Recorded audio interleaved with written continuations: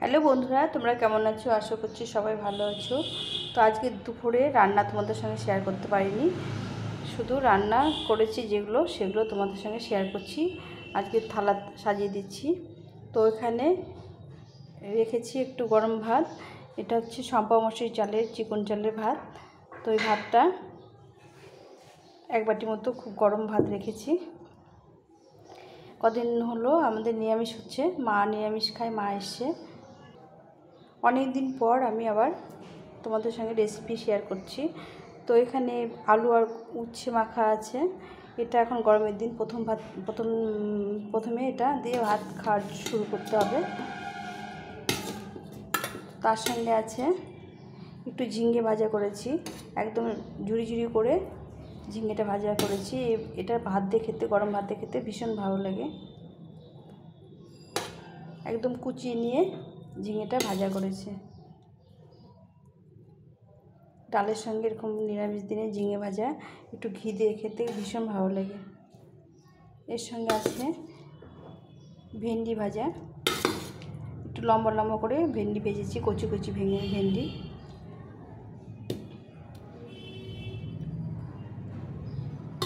এগুলো ডালের সঙ্গে এই ভাজাগুলো খেতে ভীষণ ভালো লাগে। আমরা পটল, আলু, বেগুন এগুলো তো খেয়ে থাকি, আজকে একটু আলাদা করে ভাজা করেছি।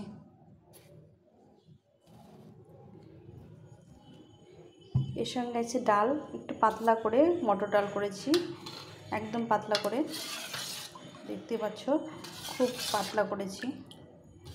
গরমের মধ্যে এরকম পাতলা ডাল খেতে ভীষণ ভালো লাগে। তো এক বাটি ডাল।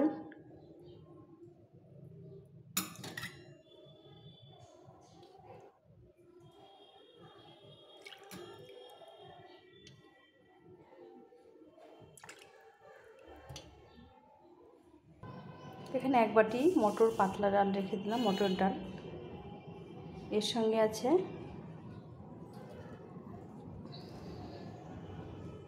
এঁচোড়ের রসা। এটা ঘি গরম মশলাতে করেছি, একটু এঁচোড়টাকে সেদ্ধ করে, মানে সিটি মেরে সেদ্ধ করে নিয়েছি। তো এটা খেতে ভীষণ ভালো লাগে ডালের সঙ্গে। এখন তো এঁচোড় খেতে ভালো লাগে। আমি এটা একদম সম্পূর্ণটা নিরামিষভাবে রান্না করেছি, ঘি গরম মশলা দিয়ে।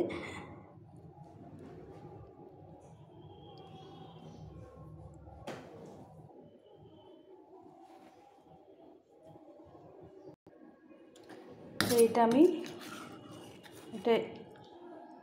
রেখে দিলাম খাওয়ার জন্য।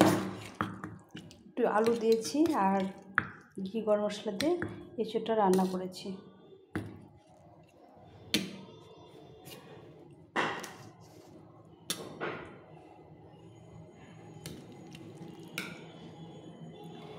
এঁচোড় অনেক রকম করে খাওয়া যায়, তবে ঘি গরম মশলা দিয়ে বেশি ভালো লাগে খেতে।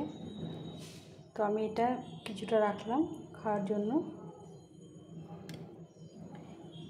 এর সঙ্গে আছে একটা শসা কুচি করে দিয়েছি স্যালাডের জন্য।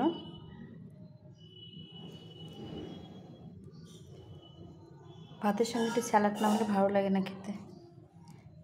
এর সঙ্গে একটু টমেটোর পাতলা চাটনি করেছি, একদম পাতলা, শুধু টমেটো দিয়ে চাটনি করেছি। এর মধ্যে কাজু কিশমিশ কিছু দিইনি, একদম নর্মালভাবে চাটনিটা করেছি। 5 ফোড়ন, সর্ষে ফোড়ন দিয়ে এই চাটনিটা খেতে ভীষণ ভালো লাগে। একদম পাতলা করে করেছি।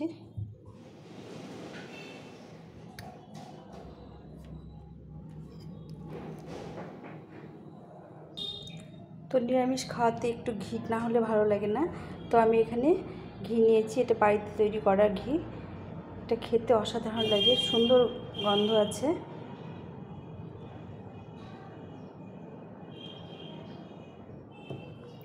তো তোমাদের খাওয়াতে পারছি না, কিন্তু ঘিটা খেতে ভীষণই ভালো লাগে।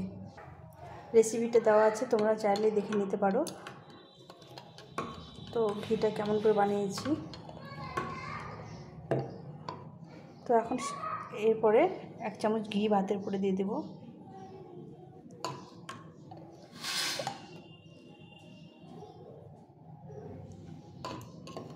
তো আজকে নিরামিষ থালি তোমাদের কেমন লাগলো?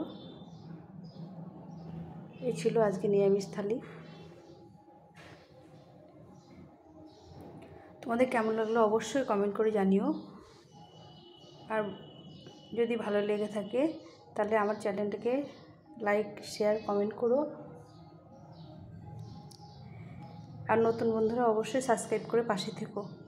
তো এই ছিল আজকে আমাদের দুপুরের মেনু। আজকে লঙ্কা দিইনি, শুধু ঘি দিয়েছি।